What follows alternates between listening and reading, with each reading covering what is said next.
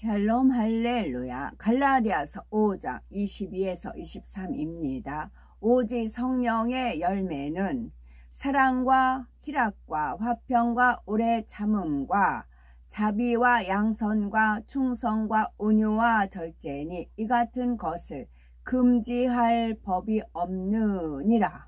아멘. 잠언 25장 13절입니다.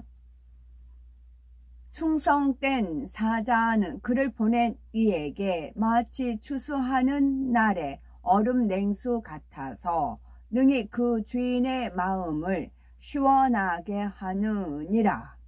아멘.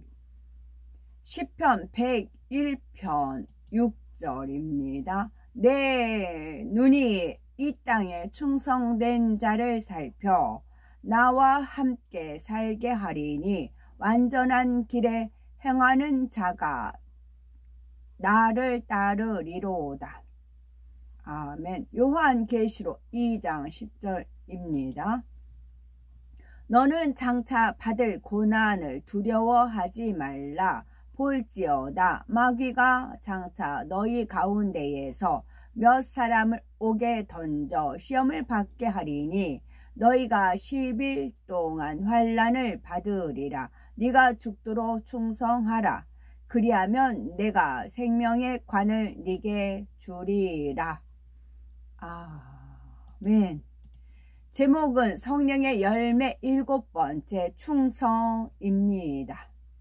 충성은 진정에서 우러나오는 정성 또는 특정한 사람이나 집단에 대해서 자신을 바치고 지조를 굽히지 않음이라고 합니다. 세상에서도 충성된 사람은 신뢰하고 칭찬할 만한 사람으로 높은 평가를 받습니다. 그러나 하나님께서 인정하시는 충성은 세상 사람들이 생각하는 충성과는 차이가 납니다. 맡은 일을 열심히 한다 해서 그 행위만으로 충성이 될 수는 없습니다. 특정한 분야에만 생명 다하기까지 열정을 쏟는다 해서 온전한 충성이라 하지도 않습니다. 하나님께서 인정하시는 충성의 열매에 대해서 살펴봅니다. 급여를 받는 직원이 자신의 업무를 잘 감당했다 해서 그것만으로 충성했다라고 하지는 않습니다. 책임을 완수했다고 할 수는 있지만 싹을 받은 만큼 한 것이므로 충성이라고까지 말할 수는 없지요. 싹을 받고 일하는 사람이라 해도 그 사명을 넘치게 감당하는 경우가 있습니다.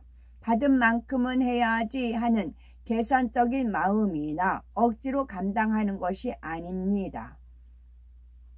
중심에서 우러나는 마음으로 자기 시간과 물질과 노력을 아끼지 않고 마음과 뜻과 정성을 다해 감당하는 것이지요. 이렇게 넘치도록 감당하는 것이 충성입니다. 또 책임을 지는 분야에 있어서도 마음의 충성에 열매가 맺힌 사람들은 자신에게 주어진 것 이상으로 책임을 다합니다. 출애굽의 지도자 모세의 경우 범죄한 이스라엘 백성을 살리기 위해서 자기 생명을 걸고 기도하였지요. 슬프도소이다. 이 백성이 자기들을 위하여 금신을 만들어 싸우니 큰 죄를 범하였나이다. 그러나 합의하시면 이제 그들의 죄를 사하시옵소서. 그렇지 않사오면 원컨대 주의 기록하신 책에서 내 이름을 지워버려 주옵소서라는 기도를 통해 잘 알 수 있습니다. 모세는 백성들이 범죄했을 때 나는 최선을 다해 하나님의 뜻을 전했지만 그들이 불순종하니 어쩔 수 없었습니다. 하지 않았습니다. 하나님의 마음으로 사랑과 정성을 다해 백성을 인도하였지요. 그들이 잘못했을 때에도 자신이 그런 것처럼 책임을 지는 심정이었습니다. 그래서 생명책에서 자신의 이름이 지워질지라도 그들을 용서해 달라고 하나님께 간절히 기도하였던 것입니다. 어떤 사람들은 자신의 사명을 잘 감당해 오던 중 구성원들 때문에 일이 잘못되거나 난처한 일이 생기면 하나님, 저는 최선을 다했습니다. 그동안 저도 많이 괴로웠습니다 하며 책임을 회피하고자 합니다. 내가 할 바는 다 했기에 떳떳하다는 것이지요. 이러한 마음은 충성과는 거리가 멉니다. 충성의 열매가 맺힌 사람이라면 나는 책임이 없다 하지 않습니다. 비록 자신이 최선을 다했다 해도 그것을 생각하기에 앞서 하나님께서 어떤 마음으로 자신에게 사명을 맡기셨는지를 먼저 떠올리면서 영적인 충성을 하고자 하지요. 어떤 사람이 범죄 조직에 들어가서 그 두목에게 목숨을 바쳐 헌신했다고 합시다. 그 사람을 하나님께서 충성되다 하실까요? 성과 진리 속에서 충성할 때라야 하나님 앞에 인정받을 수 있습니다. 처음에는 감사함으로 열심히 사명을 감당하다가 어느 순간 사명을 놓거나 충성이 식는 경우가 있습니다. 이는 영적인 충성을 등한히 했기 때문이지요. 영적인 충성이란 꾸준히 마음의 할례를 하는 작업을 말합니다.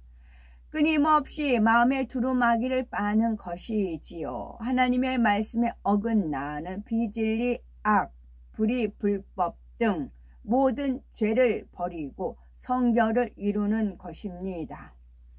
요한계시록 2장 10절에 네가 죽도록 충성하라. 그리하면 내가 생명의 면류관을 네게 주리라 말씀합니다. 여기서 죽도록 충성한다는 것은 단순히 목숨을 다하기까지 열심히 일하고 충성한다는 뜻이 아닙니다. 성경 66권에 담긴 하나님의 말씀을 생명 다해 이루어 드린다는 의미이지요.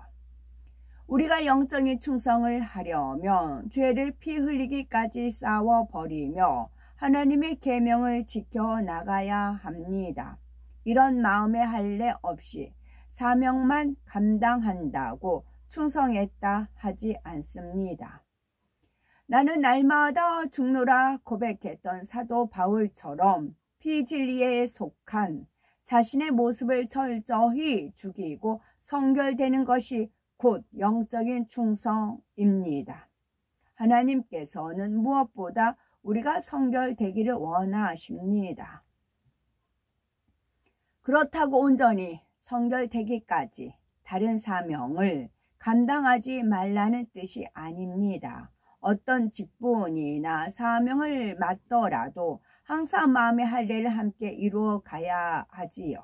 그런 사람은 변함없이 사명 감당도 잘합니다.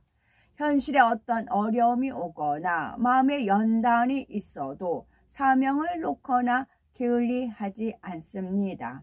사명은 하나님과 나와의 약속이지요.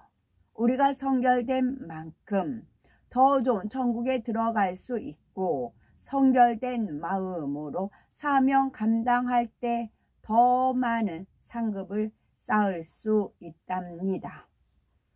잠언 25장 13절에 충성된 사자는 그를 보낸 이에게 마치 추수하는 날에 얼음 냉수 같아서 능히 그 주인의 마음을 시원케 하느니라 했습니다. 아무리 일을 잘한다 해도 자신의 뜻대로 한다면 주인의 마음을 시원케 할 수 없습니다. 가령 사장님이 직원에게 귀한 손님이 오실 테니까 꼭 사무실에서 기다리라 라고 지시했다고 합시다. 그런데 갑자기 회사에 급한 일이 생기자 이 직원이 나갔다가 늦게 들어왔습니다. 사장님이 그에게 잘했다고 할까요? 회사일 때문이라고는 하지만 불순종하였기에 칭찬받을 수 없습니다. 이런 부류의 사람은 자기 생명과 욕심을 쫓아 일하기 때문에 언제든지 주인의 뜻을 저버릴 수 있습니다. 하나님의 일을 할 때에도 얼마나 열심히 하느냐보다 얼마나 하나님의 뜻에 맞춰 하느냐가 중요하지요. 하나님의 뜻을 어기고 충성한들 어찌 그것이 상급이 되겠습니까? 무슨 일이든 비진리가 아닌 이상 윗분의 의중에 맞춰서 해야 원수 마귀 사단이 송사하지 않고 좋은 결과로 하나님께 영광 돌릴 수 있습니다. 온 집의 충성이란 무슨 뜻일까요? 자신이 관련된 모든 분야에서 두루 충성하는 것을 온 집에 충성한다고 말합니다.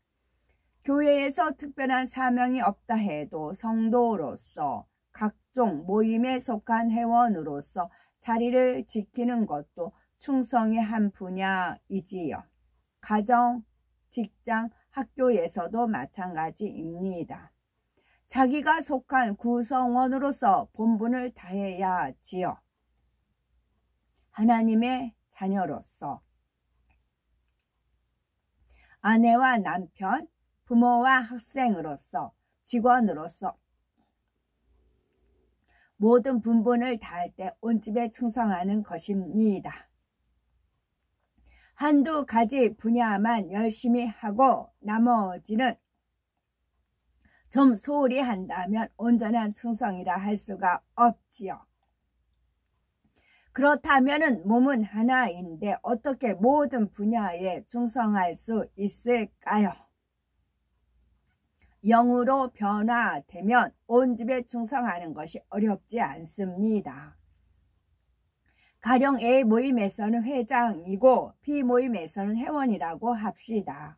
이때 충성의 열매가 맺히면 어느 거 하나도 소홀히 하지 않습니다. 나는 A 모임의 머리니까 B 모임에 가지 않아도 이해하겠지 하지 않습니다. B 모임에 가지 못할 상황이면 다른 방법으로라도 마음을 쓰며 힘이 되려고 합니다. 이렇게 선이 있는 만큼 온 집에 충성할 수 있고 모든 사람과 더불어 화평도 이룰 수 있습니다. 혹 예전에는 사명도 사모하고 충성했는데 지금은 아무것도 맞지 않는 분이 혹시 계신지요? 사명은 그대로라 해도 처음 뜨거웠던 마음이 식지는 않았는지요? 참 믿음을 가진 사람이라면 신앙의 경륜이 쌓일수록 충성도 승해지기 마련입니다. 우리가 주 안에서 충성하는 것은 하나님의 나라를 이루고 수많은 영혼을 구원하기 위함입니다. 그러니 장차 천국에서는 얼마나 값진 상급으로 받겠습니까? 시편 101편 6절에 내 눈이 이 땅에 충성된 자를 살펴 나와 함께 거하게 하리니 완전한 길에 행하는 자가 나를 수종하리로다 말씀하셨지요. 그러므로 마음의 성결을 이루고 온 집에 충성하여 하나님 보좌 가까이에 거하는 영광을 누리시는 복되고 아름답고 보배로운 우리가 되었으면 참 좋겠죠. 아멘. 전국에서 상급으로 받는 면류관 살펴봅니다. 법대로 경기한 자가 받는 썩지 아니할 면류관, 하나님께 영광 돌림으로 받는 영광의 면류관, 죽도록 충성하는 자에게 주어지는 생명의 면류관, 24 장로들이 쓰는 금 면류관, 사도 바울이 바라보았던 의의 면류관 등이 있습니다. 이외에도 금 장식관, 꽃으로 장식된 화관, 영롱한 진주로 만들어진 진주관, 투명한 크리스탈 위에 온갖 보석으로 장식된 크리스탈 관 등 다양한 면류관이 예비되어 있답니다. 아멘.